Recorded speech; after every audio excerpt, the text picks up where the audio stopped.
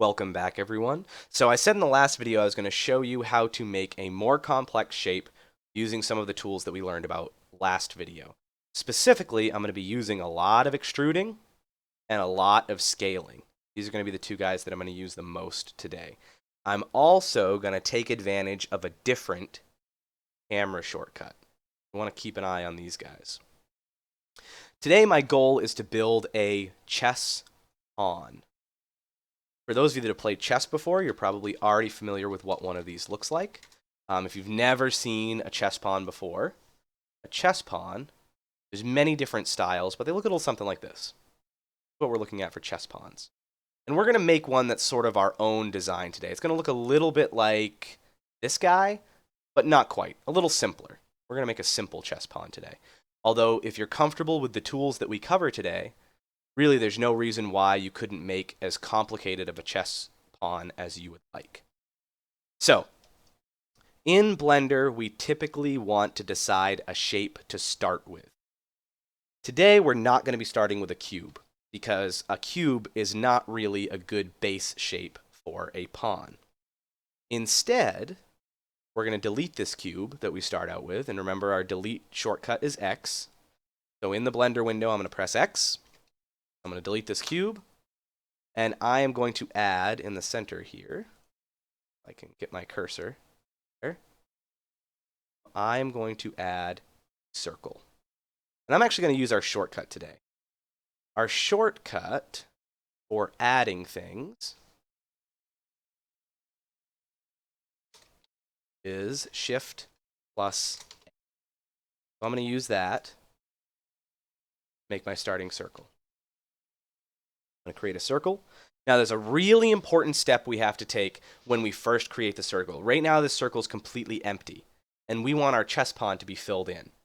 So when we add it, there's a little menu over here on the left that shows up.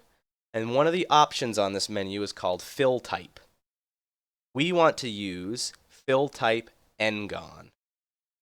All that does is fill in our circle. Now the problem is once we click away, like if I click over to the camera, or if I enter edit mode, let's say, that menu disappears. And when I come back out of edit mode, that menu disappears. We only see that menu when we first create the circle. So we have to remember, if we forgot to fill this in, then we'd have to make another one and do it over again. So filling is the very first thing we should do when we create our object. All right, so I want to start building my pawn.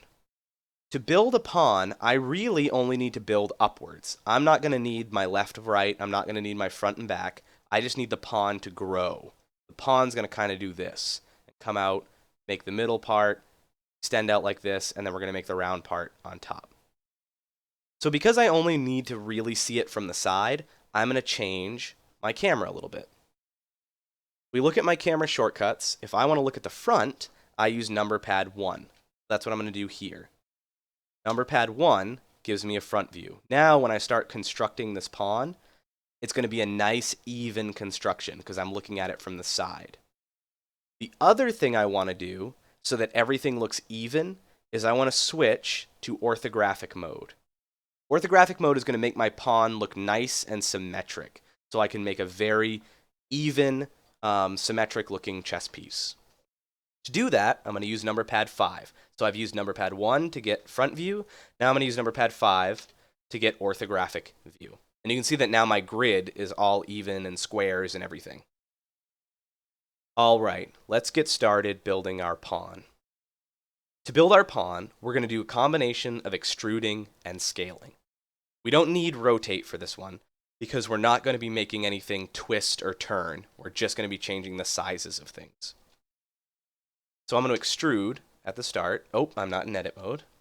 See, even the teacher can forget. So instead of being in object mode, I'm going to press tab.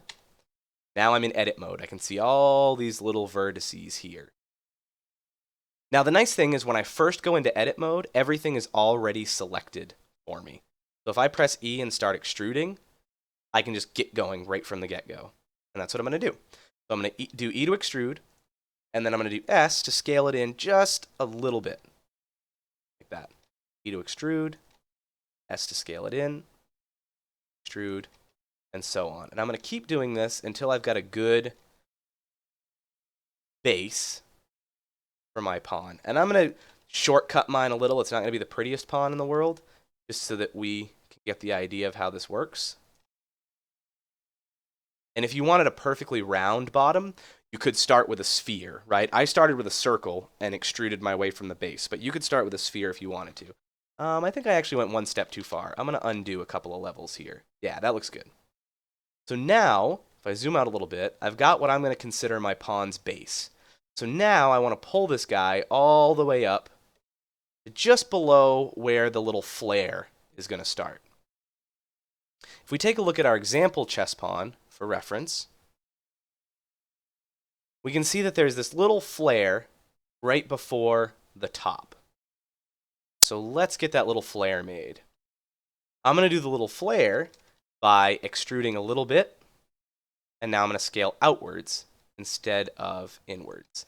Extrude a little bit, scale, extrude, come on. Extrude a little bit, set it down, scale outwards. Maybe we'll do that much. And now I'm going to extrude a little bit and scale back inwards. So this is going to make the top of my chess pawn. All right, now we need to create the rounded head. I've said it before in this class, and I will say it many, many more times.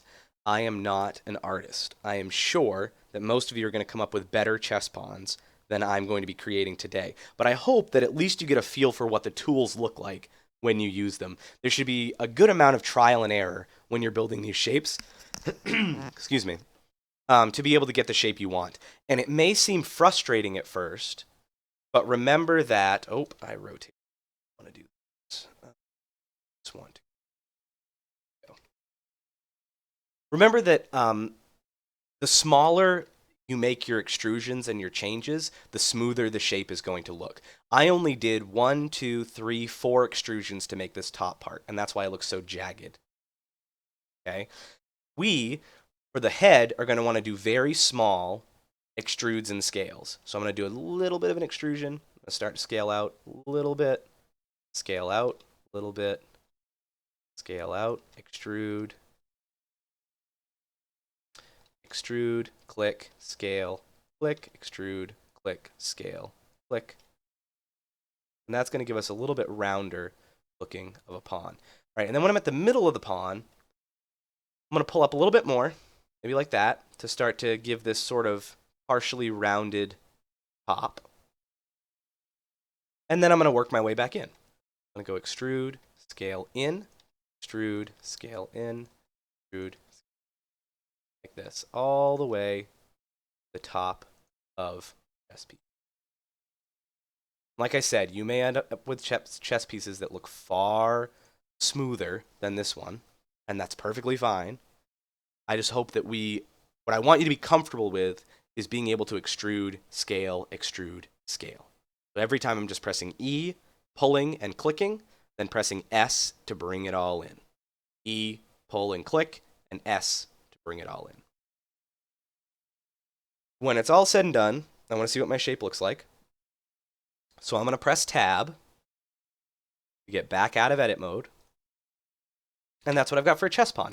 Right now, the chess pawn doesn't look too bad, but it's really blocky. So if we look at our notes from last time, we know that we have a smooth tool. If we're in object mode, we can go over to our tools, press smooth, and get an absolutely horrific looking chess pawn. I don't know about you, but I think this chess pawn looks a little weird because everything, even the parts that are supposed to be sharp, are smooth. And that's a problem. We want areas like this ridge here to be sharp. We want this spot to be sharp, and probably even these corners. We don't want everything to be smooth evenly. So we're going to add a new tool to our repertoire. And that tool is called AutoSmoothing. AutoSmoothing is pretty cool because it tries to keep the smooth things smooth and the sharp things sharp. So I'm going to change this back to flat to give us a good place to start. Now, AutoSmoothing, I'm going to put this right under smooth. Where did I put smooth? There's smooth, and then there's AutoSmooth. And AutoSmooth is found on the button bar underneath data properties. So if we look for our data properties, it looks like a little triangle, an upside down triangle on the button bar. See that guy there? And then we have an AutoSmooth checkbox. So AutoSmooth is found under data properties. When I check this guy, it's going to basically look like nothing happened.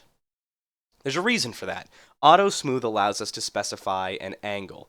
This is saying smooth out anything above 180 degrees. If it's less than 180 degrees, keep it sharp. The reverse of that.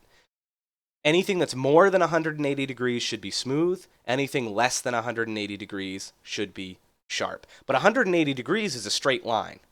So everything looks sharp when you're using 180 degrees. I'm going to drop mine down to about 60. We should see a change. Let's try a smaller one. Let's try 45. All right, let's try 30.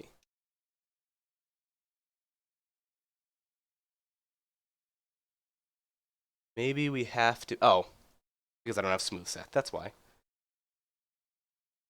So, an important note about AutoSmooth, because I had it in a flat shading, you couldn't actually see it. I'm going to pop it into smooth, and I'm going to take AutoSmooth off so you can see the change. There it is when everything is evenly smooth. We have this weird blurriness, right? If I select AutoSmooth with an angle of 30, it's smoothed out all the flat parts. See, so there's smoothness here and here. The trunk of the pawn is nice and smooth. These areas are smooth. But all of our sharp angles stay sharp. And you can play around with this angle to get it a little bit more what you want. So if I go 60, now it's chosen to round off these areas because I've increased the angle at which things should be smooth. So things are starting to smooth out because I'm making the angle bigger. The closer I get to 180, the more stuff is going to smooth out. So now you can see 90 degrees, it started to smooth more and more things. 180 degrees, we're pretty much going to see the entire thing smoothed. I liked it at about 45, I think. 45 looks pretty good, so I'm going to leave my pawn there. But you guys can experiment which AutoSmooth works best. So remember our big difference here. Smooth tries to smooth everything, no matter what the shape looks like. AutoSmooth allows us to only smooth out the parts that are supposed to be, and it keeps all the sharp parts sharp. All right, we've created our chess pawn today. You guys are going to be creating your own chess piece in class, so make sure you refer back to this video if you need any help. The key, remember, is to start with a circle or a sphere to try to get that base shape that you can then extrude and scale from. Thanks for watching.